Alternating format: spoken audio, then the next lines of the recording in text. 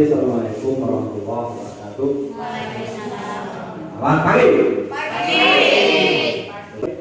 Alhamdulillahirrahmanirrahim. Puji dan syukur senantiasa kita ucapkan kehadirat Allah Subhanahu wa taala yang telah memberikan kita kekuatan kesehatan dan batin. Kita dapat berhadir bersama-sama pada kesempatan yang sangat berbahagia ini. Dan salawat dan salam semoga selalu tercurah pada junjungan kita yaitu Nabi Muhammad SAW beserta awalnya ila yaumil qiyamah. Program yang terkhusus kepada Bapak Kepala Sekolah yang dirahmati Wakil Pak Ruslan yang kami hormati, dan terkhusus kepada Bapak Ibu guru yang berkegiatan.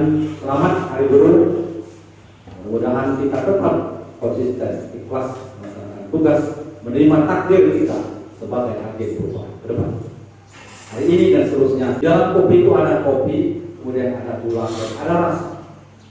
Kalau kita ibaratkan kopi itu adalah orang tua, gula itu adalah guru, sedangkan rasa itu adalah murid. Ketika kopi terlalu manis, maka orang mengatakan, ini salah gula. Kenapa gula terlalu banyak? Ketika kopi itu terlalu pahit, maka orang mengatakan, ini salah gula, karena gula terlalu sedikit. Ketika kopi itu nikmat, seimbang gula dan kopi, maka orang mengatakan, mantap kopi. Jadi artinya apa? Ketika anak berprestasi, maka nasib guru tidak bernasib usul. Yang bahwa kita guru itu adalah larut di dalam setiap masa dan perubahan. Setiap gerak dan langkah perubahan Republik ini, perubahan budaya, masyarakat, sosial, politik, di tengah-tengahnya itu adalah guru larut di dalam. Ketika gula masuk di dalam penyakit, maka orang katakan penyakit gula. Jadi nasib guru itu di tengah masyarakat memang biang penyakit. Tidak pernah dikatakan biang kenikmatan, biang. Bahwa guru adalah agen perubahan. Oleh karena itu Bapak Ibu sekalian, apabila guru tidak bersedia berubah, maka kita berhenti menjadi guru karena kita tidak mau berubah sebagai agen perubahan. Kalau kita tidak menerima perubahan itu, seperti sekarang ada program guru-gurunya, kita berhenti menjadi agen perubahan. Sedangkan kita sudah ditakdirkan guru itu agen perubahan, maka kita tidak boleh alergi dengan perubahan itu. Kita mesti hidup di tengah perubahan itu. Kita selalu update dengan perubahan itu, Bapak Ibu sekalian. Termasuk pada hari ini adalah kita mendengar paparan dari Ibu. Ini bisa berjalan dengan sebaik-baiknya. Pada hari ini kita mendengar paparan Ibu Ismi. Ini satu di antara beberapa tugas dia harus presentasikan. Nah, kalau dulu pelatihan kita banyak ketika 13, itu kita pelatihan itu di dalam ruangan. Anak terlahir memanglah pintar. Anak terlahir memang bawa takdir masing-masing, punya potensi, punya keunikan masing-masing. Lantas mana posisi kita? Posisi kita hanya sebagai penuntut saja. Tuturi handayani bukan memberikan dorongan. Di tengah-tengah kita memberikan, mengayomi, melindungi, di depan kita memberikan contoh. 3 posisi itu kita mainkan, maka kita pasti akan menang. Ketika anak, jadi anak-anak tidak butuh guru untuk pintar, tetapi anak butuh guru untuk menjadi benar. Untuk menuntun mereka ke jalan yang benar. Jadi itu kasih apa? Menuntun mereka, memberi petunjuk arahan ke jalan yang benar. Persoalan pintar mereka pintar. Tapi tidak, kita sedang diuji. Misal ada satu kompetensi yang sedang kita bodoh di sini, yaitu kompetensi. Hanya di sini. Pantang mundur, tidak ada kata menyerah. Kita guru ini kata-katanya. Tidak ada kata mundur, tidak ada kata bosan, ya, dan tidak ada kata mundur, kata maju. Nah, jadi jangan lagi ngajak mundur. Karena apa? Kita sedang diuji, kompetensi perusahaan itu sedang diuji. Ya, jadi majulah terus. Kawan-kawan yang lain daftar, majulah terus. Karena itu tidak ada kata mundur, kalau mundur berhenti gitu kan? Nah, majulah terus.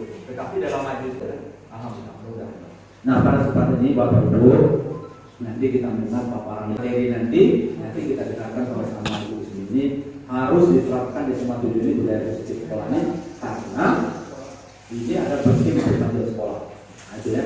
Mungkin itu saja yang perlu disampaikan sebagai sebuah penjelasan agar satu lagi kita tolong nih, tolonglah Bu sendiri dengan Pak Pala aku sudah minta tolonglah Bu sendiri karena kalau dia suka gitu kan, kalau yang lain terbanyak gitu kan, di sini dia suka bantulah Bu sendiri, yuk support, jangan didorongkan, yuk support, yuk semangat, yuk motivasi gitu kan, ada di itu karena Bu sendiri satu dari kita adalah potensi yang ada di kita.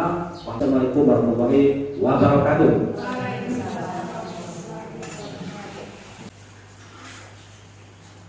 Selanjutnya sambutan dari Bapak Kepala Sekolah atau yang mewakili kepada Bapak Ruslan, kami persilakan. Assalamualaikum warahmatullahi wabarakatuh.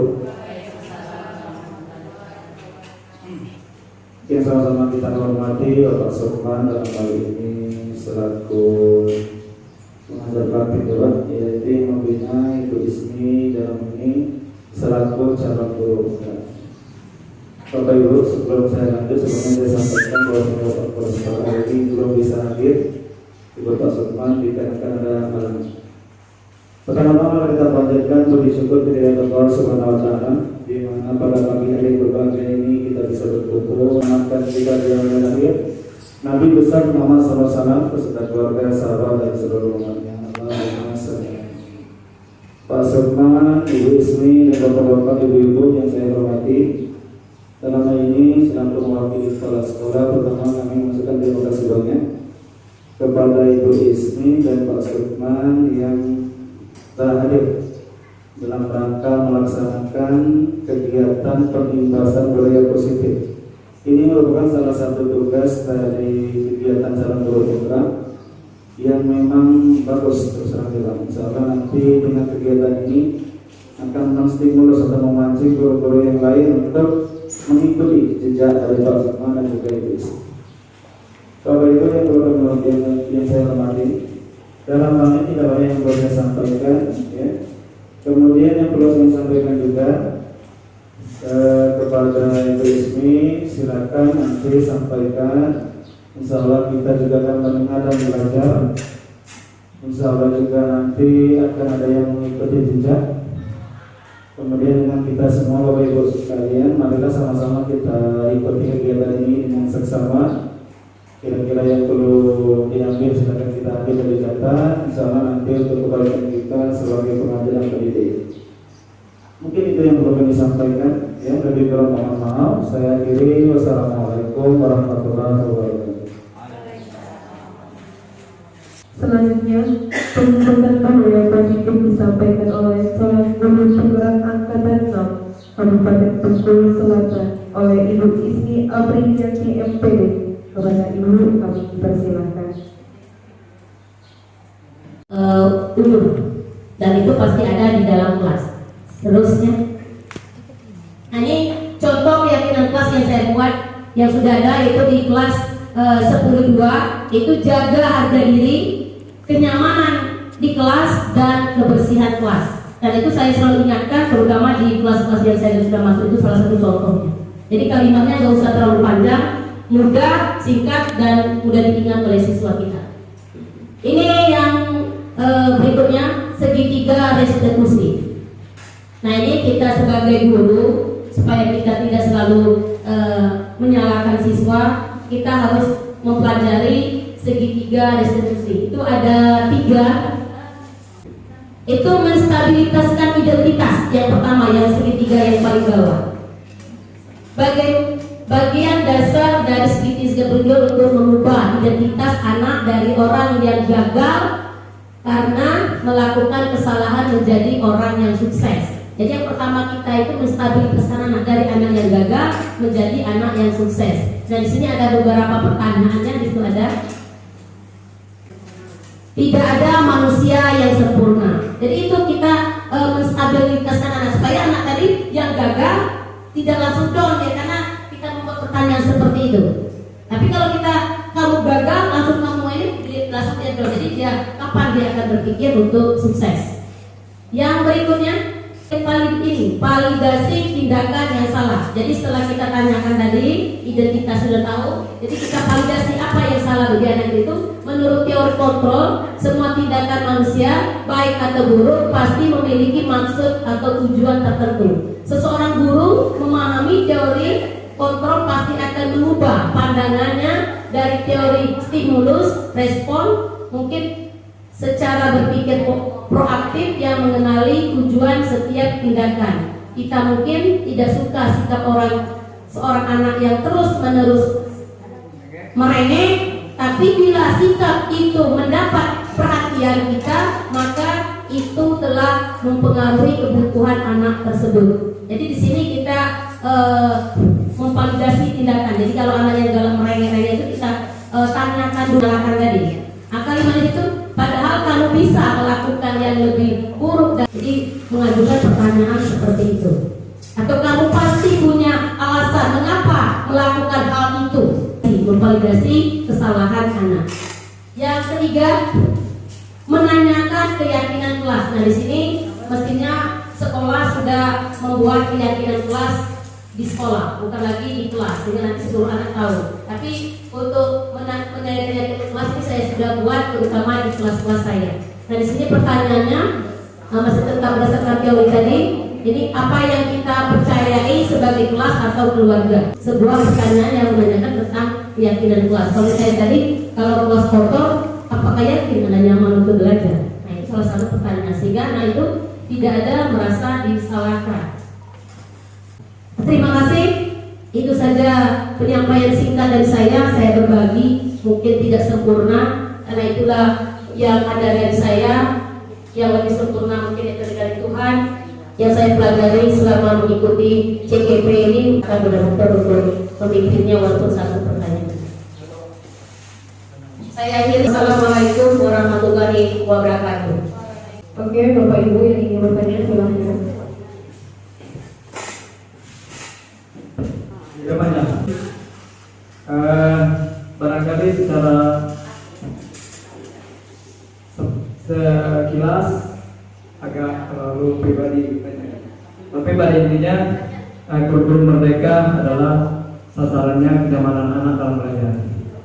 Nah, secara pribadi barangkali mungkin Ibu Ismi sadar atau kurang menyadari, mungkin satu di antara guru di SMA Negeri 7 ini di mata anak-anak, Ibu Ismi termasuk guru yang karena anak-anak kita nakalan, katakanlah beraliran keras dalam menyampaikan proses pendidikan. Anak-anak mungkin jadi Langsung dijawab atau ada pertanyaan lagi? Terima kasih atas kesempatannya. Saya tertarik sekali dengan paparan ini sendiri mengenai keyakinan kelas. Sebenarnya itu sudah bagus sekali ya, saya lihat di tempat kelas yang saya ajar di kelas 10, 1, 2, 3. Di situ ada sekitar 4 poin kata penting, tapi belum nyambung ke hati anak. Karena kenapa? Mereka hanya sekedar tulisannya. Bagaimana cara kita seorang guru dan Ibu Ismi juga mengontrol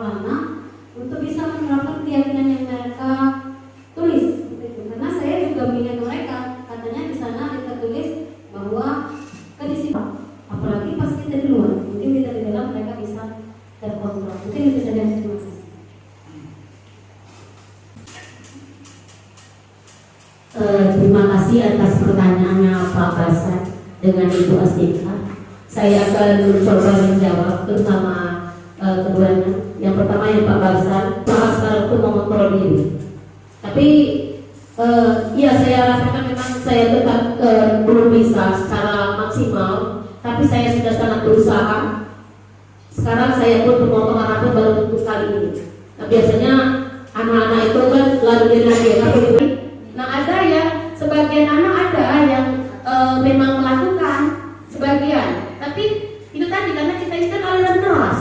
Kiri Pak, memang saya sekarang tuh berusaha untuk mengontrol, untuk emosi. Tapi alhamdulillah untuk di kelas boleh tanya sendiri, terutama yang di kelas saya ajar, mungkin merasa perubahan banyak dengan saya.